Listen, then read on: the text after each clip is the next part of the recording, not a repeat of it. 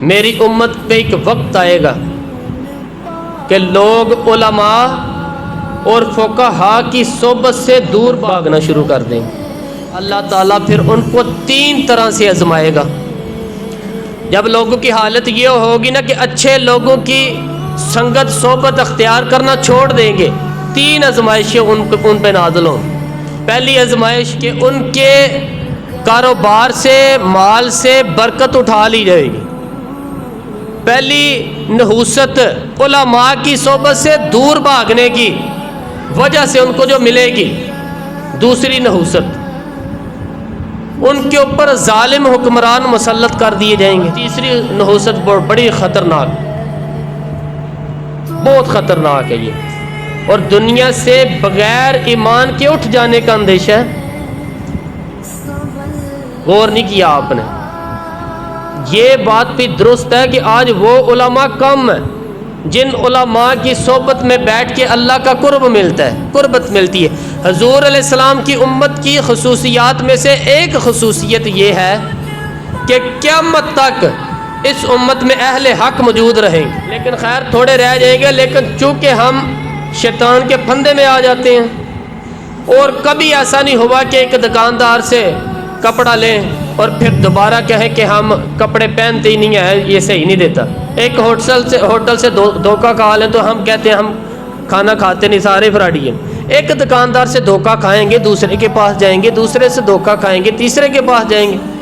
لیکن یہاں کیا ہوتا ہے کہ ہم کسی ایسے بندے دے کول ٹر جانے ہیں جو دین دے نا تے کاروبار کر رہا ہوں، اور پھر جب عہدت کولوں اسی ڈسے جانے ہیں، اسی سارے طبقے تو بزن ہو جانے ہیں۔ شاید اسی دین نو اتنی ضرورت ہی نہیں سمجھتے جتنی کپڑے نو سمجھنے ہیں، جتنی کھانے نو سمجھنے ہیں۔ 100 جگہ تو بھی دھوکہ کھائیے، اسی سمجھنے ہیں کپڑا تے پانا ہی پانا۔ کوئی اور دکان تلاش کر لو، تو اگر دین کو بھی ضرورت سمجھا جائے 100 مرتبہ بھی دھوکہ کھاؤ، پھر بھی تلاش میں رہو، کوئی تو صاحب حق ملے گا نا۔ اور پھر تم نے دھوکہ بھی تو اللہ کے نام پہ کھایا نا۔ حضرت عمر فاروق رضی اللہ تعالیٰ عنہ جو غلام لمبی نمازیں پڑھتا تھا اس کو آزاد کر دیتے تھے کہ یہ لمبی نمازیں پڑھ رہا ہے۔ غلاموں کو پتہ چل گیا، جو ان کی ملک میں غلام آتے وہ لمبی لمبی نمازیں ان کے سامنے پڑھتے اور آپ ان کو آزاد کر دیتے۔ کسی نے کہا کہ تم نہیں جانتے یہ دکھاوے کی نمازیں پڑھتے ہیں، یہ تمہیں دھوکہ دیتے ہیں۔ حضرت عمر فاروق نے فرمایا اللہ کے نام پہ دیتے ہیں نا، تو میں 100 باری دھوکہ کھانے کے لیے تیار ہوں۔ تو اگر وہ لوگ جو چائے کی پیالی پہ دین بیچتے ہیں، وہ لوگ اس ممبر و محراب کے براجمان ہیں، وہ بھی لوگ تو موجود ہیں، ان چیزوں پہ ٹھوکر بھی نہیں مارتے۔ بستے ہیں کچھ ایسے لوگ بھی، افسوس کہ تمہیں میر سے صحبت نہیں رہی، وہ لوگ جن سے مل کر زندگی سے عشق ہو جائے۔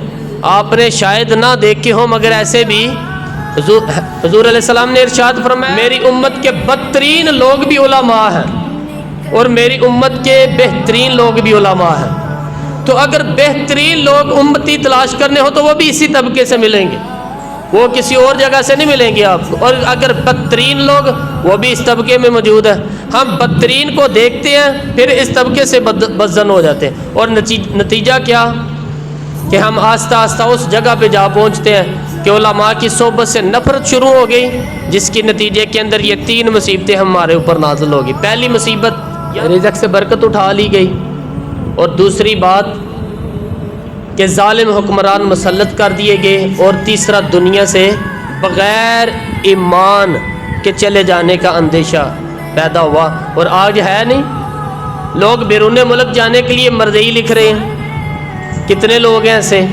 ایمان کا سودا کرنا تو بڑا سوکھا ہو گیا اس دور کے اندر، چائے کی پیالی پر لوگ دین بیچ رہے ہیں، کیا کچھ نہیں ہو رہا۔ اور حضور علیہ السلام نے نشاندہی کری تھی کہ آدمی صبح کو مومن ہوگا اور شام کو کافر ہو جائے، اور پھر فرمائے شام کو مومن ہوگا صبح وہ کافر ہو جائے۔ ایک وقت آئے گا کہ قرآن صرف رسم کے طور پہ پڑھا جائے گا، اسلام صرف نام کا رہ جائے گا، مسجدیں زیب و زینت کے لحاظ سے بڑی پیاری ہوں گی لیکن ہدایت کے نور سے خالی ہوں گی۔